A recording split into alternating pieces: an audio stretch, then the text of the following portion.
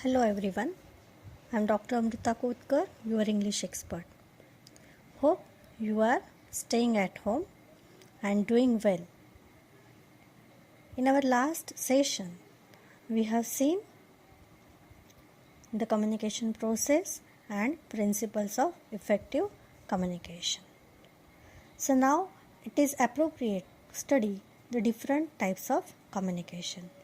There are many types of communication like formal, informal, verbal, non-verbal, horizontal, vertical, diagonal, and grapevine. It is very necessary to know about these types, their features, their advantages and disadvantages, because we have to use these types in our professional life as well as our personal life. So let's see the types of communication one by one. So the first type of communication is formal communication. There are various types of organizations established to achieve the certain goals of or targets. The objectives of these organizations depend upon the nature of work.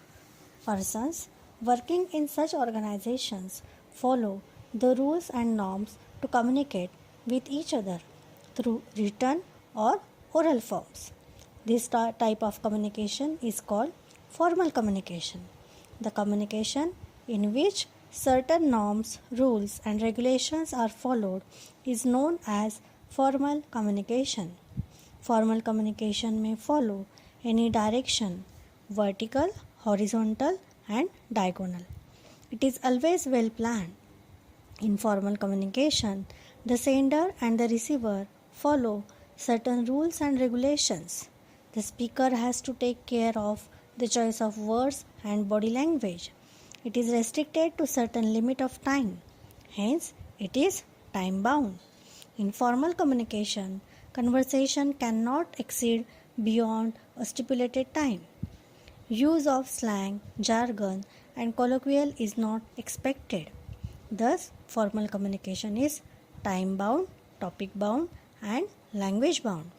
Any official communication is formal communication because the receiver and the sender have to follow the certain principles, rules, and regulations. Let us understand formal communication with example.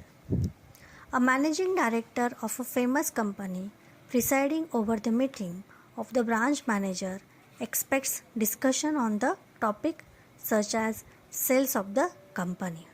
Here, the managing director has to have an official interaction with the branch manager related to the topic and needs to decide the strategies regarding the increase in the sales of the company's product in the scheduled time limit. Hence, he is not expected to talk on a cricket match or have an informal gossip.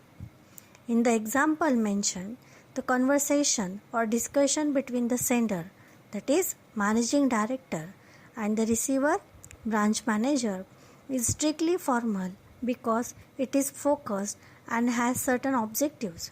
This kind of conversation follows certain rules and norms.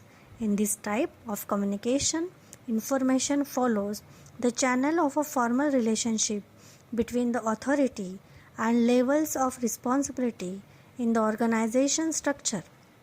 Communication takes place between different levels of hierarchy, strictly according to the formal organizational relationship established by the management, that is, boss to subordinate, subordinate to boss, or as per delegated authorities. So, this is your formal communication. We follow certain rules and regulation. The formal communication is topic bound, time bound, and language bound. Now we see informal communication. Informal communication is also called as grapevine communication. Any unofficial communication is informal communication. It may be internal or external.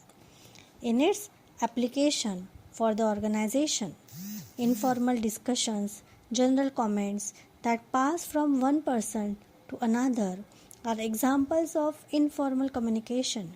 Informal communication is popularly referred as grapevine communication. This type of communication exists along with the formal communication in every organization. It is not time bound because the conversation is listless and goes beyond the scope of the purpose. For example, if friends are discussing a cricket match, it is not necessary that conclude their conversation on cricket match. There can be diversion of to other subjects for discussion, entertainment, studies, friends, food, fashion, etc. It is more casual and general in nature. Gossips, hearsay, rumor, informal chat among peers, colleagues, friends, and groups are the examples of informal or grapevine communication. This form of communication has no legal standing. It is merely to make a mountain out of the molehill. Grapevine communication may be factual or fiction. It exists everywhere in our society. Some locations and situations where grapevine communication is likely to take place are lunch break, tea break, get together, recent news, controversies, discussions, private and personal problems of others. If grapevine communication is used carefully, it would help in improving the relationship between the employer and the employees, as well as the work environment in any organizations. There are some salient features of grapevine communication. They are: 1. It spreads like wildfire. 2. It can act as an outlet to frustration and disappointment. 3. It is acceptable and can provide correct feedback to the management. It can improve relationship between employer and employees if used carefully. It cannot be controlled. It is harmful if not used carefully. It can spoil the discipline in an organization. It may spoil the image of a person. It leads to chances to spread false and incorrect news. Grapevine communication can grow rapidly in many directions if it gets support.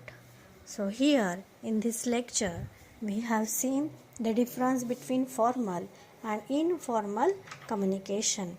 We have to be very careful while using this type in organization, in our professional life or in our personal life.